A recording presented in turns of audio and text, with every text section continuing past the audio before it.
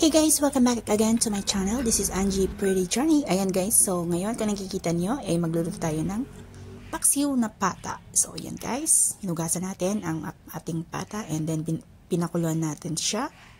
And that's it. Pakuluan natin tapos linisin. Hugasan. So ngayon malinis siya. So ilagay natin na dyan sa ating anuhan para pakuluan na siya. Lagyan ng laurel, bawang, and paminta, and then tubig now. Yan, pakulan natin. Blub, blub, blub, blub, blub, blub, blub, blub, blub. And then, let's put our sibuyas. And yan, yung suka natin. Pampaasim. And siyempre, lagyan natin ng pampaalat. Patis naman yung lagyan natin para yummy. Yan yung pampaalat natin. And then, pakulan natin ulit para lumambot ang ating pata. Ayan guys, so malambot na yan.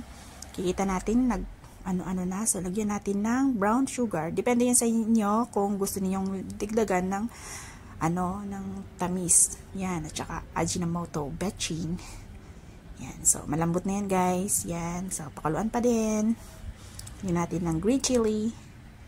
Yung pahaba. And then, yan. Kulo hanggang maluto ang ating sili.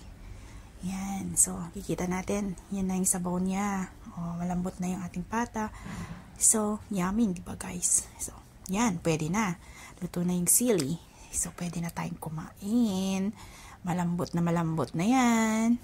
So, nakakatakam, di ba guys? So, let's eat. Yan na. Diba? Sarap.